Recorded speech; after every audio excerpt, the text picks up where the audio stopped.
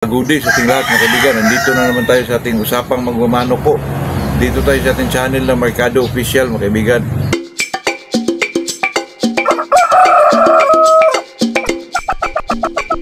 Wala po, tanong lang talaga ito, pero mga kaibigan, habang meron tayong nalaman kahit kunti lang, ito lang sabihin din natin dito mga kaibigan para naman makapagbigay tayo ng ano po, kaligayahan po.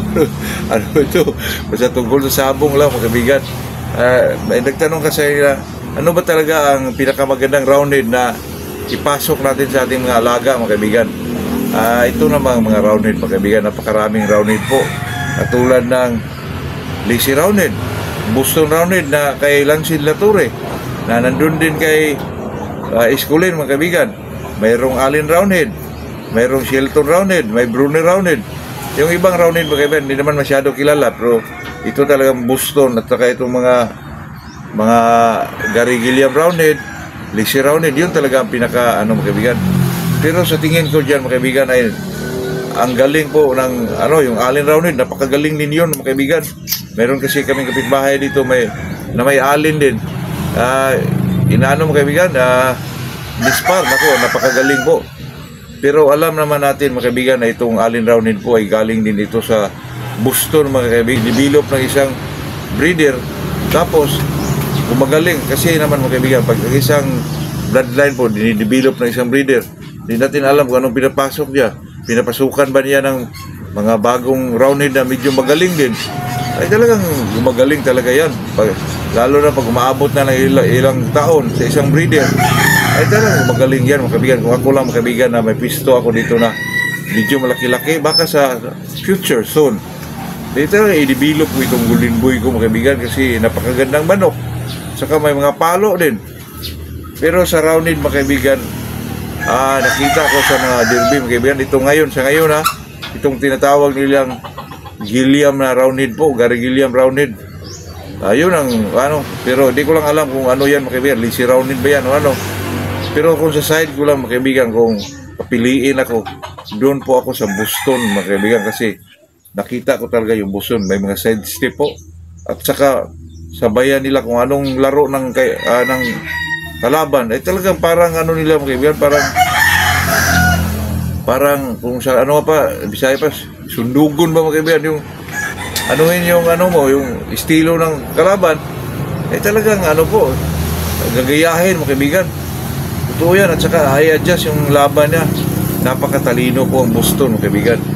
Hindi ko lang alam mga kaibigan kung yung Boston ni Sir Lance yung nakita ko kasi na Boston kay kay Esculin kasi sabi na may 1/4 na daw na limon yun, pero napakagaling po. At saka ito na mga Allen roundhead mga kaibigan, alam naman natin siguro lahat na galing din ito sa Boston. At saka yung pinakasikat na sinauna pa itong tinatawag nilang lazy roundhead mga kaibigan, baka ito rin yung kay Gary Gilliam roundhead po. Pero itong Gary Gilliam mga kaibigan, di ko masyado gusto yung pormahan nila. Parang sinaunang roundhead po na medyo malaki yung mga paa, malaki yung ulo, ganun ba? Di katulad ng mga Boston mga kaibigan, kung tingnan mo parang mga sweaters na rin.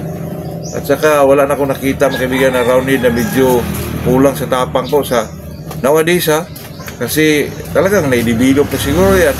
Baka pinasukan na ng sweater kasi naman mga kaibigan, ang sweater naman pag pinasok mo sa Boston ay talagang nagdinik po. Kita naman natin yung mga Boston yung mga Esculin brothers mga kaibigan, napakagaling po. At saka napakaganda na po mga purba, may mga bandira pa. Kung ako mga kaibigan, kasi tinatanong tayo, gusto ko po Boston. May plano nga ako mga kaibigan na kumukuha tayo ng Boston roundhead, pero medyo nalito pa tayo kung saan tayo kukuha. Yung mga pahulugan lang po kasi pasok din natin sa mga sweater natin. Pwede rin kilso. Plano ko kuha tayo kay Sir B-Boy na kilso siguro kasi yun ang mga original na mga kaibigan yung kay Johnny Jumper mga kaibigan. Kasi yung Johnny Jumper kilso mga kaibigan, nakuha din ng ibang breeder, dinidevelop. Maganda po. Hindi ko lang alam kung saan galing yun kay Sunny Lagon. Baka kay yun, hindi ko lang alam kung anong klase kasi natawag na rin yung machine kilso. Pero sa akin mga kaibigan, kung kilso man talagang hindi ko mawala sa isip ko yung tinatawag na Cardinal Club Kilso po. Yung kay Bruce Barnett dati mga kaibigan. Doon galing sa kaibigan niya na malapit lang ang bahay nila doon. Alabama ba yun? Yun talaga mga kaibigan. Kasi kung kuha tayo dyan, maghulugan din tayo. Katulad ko mga kaibigan, yung kinuha kong pumpkin nut, sinuhulugan ko yun. Medyo mahal yun.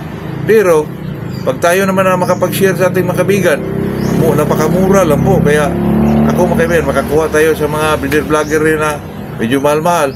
I-share din natin mga kaibigan na medyo kalahati lang ang presyo para makapagbigay tayo ng kasiyahan o kaligayahan ba sa ating mga kumukuha sa ating pahulugan din mga kaibigan. Pasensya na kayo kung makita yung napakaliit lang ang espasyo natin dito, pero sinisikap natin mga kaibigan na makapagbigay tayo ng quality na para din mga big time farm mga kaibigan.